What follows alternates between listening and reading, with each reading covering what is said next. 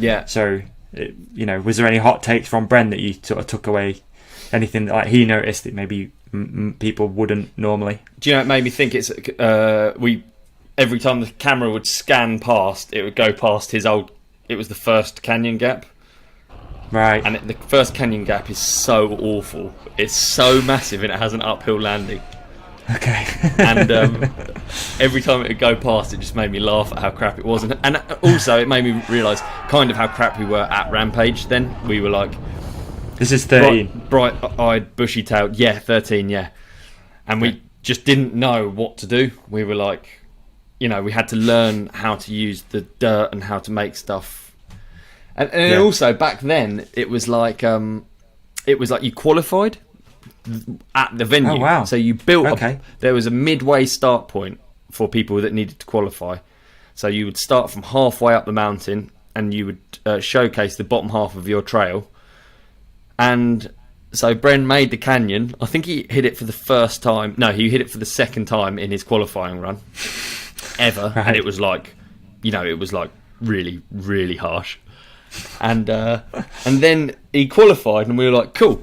And they're like, yeah, so you'd have to go from the top now. We didn't even realise or know anything about anything. Classic us, I guess.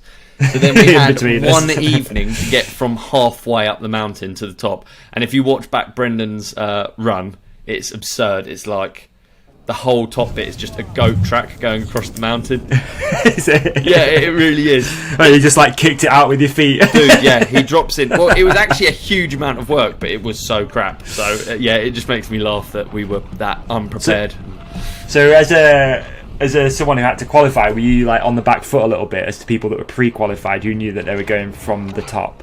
Yeah. So you had the option to build a full line, but you might not even use it? Was that kind of the thing? Yeah, I think so. I think, or the information we got was just like, yeah, you'll be qualifying from here on Friday or whenever the qualifiers were. Yeah, you'll be qualifying from here, so you can pick like either side of the mountain where to start from, or something like that.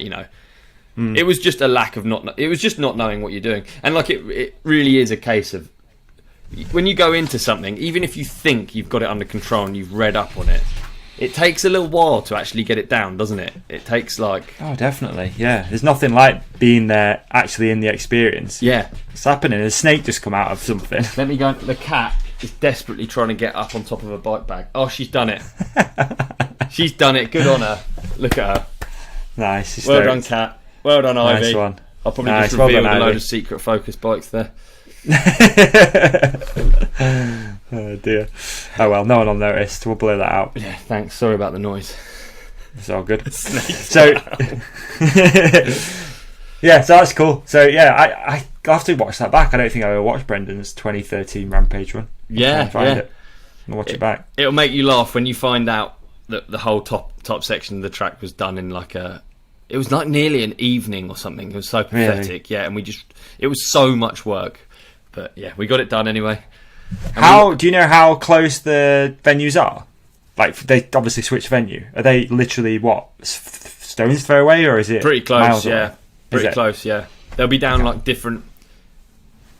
They tend that basically they're just down like different access roads. All of the ones I've been to have been, from the same access point, and you just go down a different fire road. But obviously the landscape's so crazy there. It's so like, it's so everything's so steep and pitched that it blocks off. You can be up the top of a ridge and look over the other side and be like, oh, I know where I am. And that's happened a few times actually. Yeah. Okay. So, and also the desert's weird, man. The desert's weird because it's just orange dirt, cactus, spiky bush. That's about it. Rock. So orange dirt, cactus, spiky bush, rock. It's just different combinations of that. So it's very easy to get lost and not know where you are. You have to. Yeah.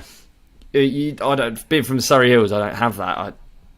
You don't have to look for like landmarks and directions as to where to go. I bet it's really hard to ride because of that as well. Because everything just looks the same. I bet it's like riding like in snow. Cross country, in a way. Everything's just like the same. On the mesas, the cross country rides are marked out with like spray paint on rocks. Or sprayed rocks, but it's all such a repetition. I always liken it to I think there was a Channel 4 advert where the car goes along and it's just like it's like a computer generated landscape of just like cactus, spiky bush, rock, cactus, spiky bush, rock. It is quite literally like that, because it's like you see it in patterns. Yeah, it looks like nature's amazing. It looks like planted. What it basically is a lack of biodiversity because it's so hard to grow there. So if there's like what you're used to looking outside and seeing is like 20 plants in the UK. 20 different plants, you know what I mean? 20 different plants, load of different leaves. You don't even... If there were only 4 things that really excelled, it becomes really hard to know where you are. So, yeah. Yeah, true. Great insight.